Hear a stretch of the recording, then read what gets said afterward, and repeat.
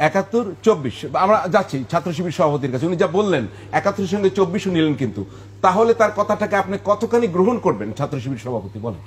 আচ্ছা, প্রথমত ভাইয়ের প্রতি সম্মান রেখেই বলছি, ওনাদের বিবৃতির পর আমরা প্রথমত খুবই আশাবাদী হয়েছি যে বাংলাদেশে মানে গণতান্ত্রিক একটা ধারা, মত প্রকাশের একটা ধারা যে এত চমৎকারভাবে হতে পারে, তো আমরা অবাকও হয়েছি এবং খুব আশান্বিত হয়েছি, দুটি হয়েছি।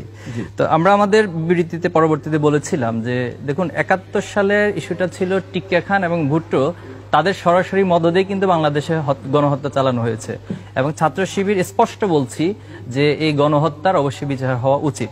এখন এখানে প্রশ্ন হলো যে ১৯৫ জন চিহ্নিত যুদ্ধ অপরাধী ছিল, তাদেরকে কে ছেড়ে দিলেন? শেখ মুজিব।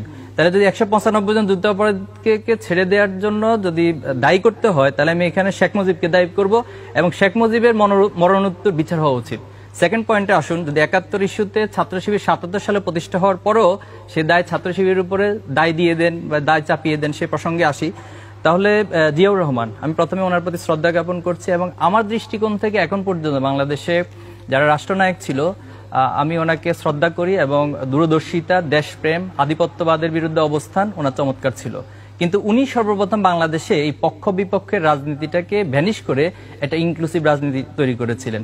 এরপরে দেখেন তিনি শাহ আজিজুর রহমান, তিনি চিহ্নিত স্বাধীনতা বিরোধী ছিলেন, ওনাকে বাংলাদেশের তিনি প্রধানমন্ত্রী করেছেন। আব্দুর রহমান বিশ্বাসকে তিনি রাষ্ট্রপতি করেছেন। মশিউর রহমান জাদু মিয়া ওনাকে করেছেন। এরপরে যিনি বর্তমান মির্জা ফখরুল ইসলাম আলমগীর, বিএনপির মহাসচিব, ওনার বাবার বিষয়টা জানেন।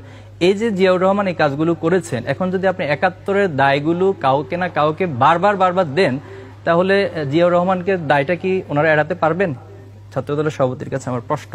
এরপরে আসুন যে টিক্কা খান এবং ভুট্টোর যে বিষয়টা, তাদের গণহত্যার দায়টাকে আরেকজনের উপরে চাপিয়ে দেওয়ার যে মানসিকতা, এটা আমি মনে করি তারা টিক্কা খান এবং ভুট্টোর দালাল হিসেবে বাংলাদেশে প্রতিষ্ঠিত, এবং যারাই এই গণহত্যার দায়কে পাকিস্তানকে অ্যাভয়েড করে সেটা জামাত বা ইসলামিক দলগুলোর উপর চাপিয়ে দেওয়ার চেষ্টা করে, আমি মনে করি তারা স্পষ্ট বাংলাদেশে টিক্কা খান এবং ভুট্টোর দালাল হিসেবেই তারা চিহ্নিত হবে।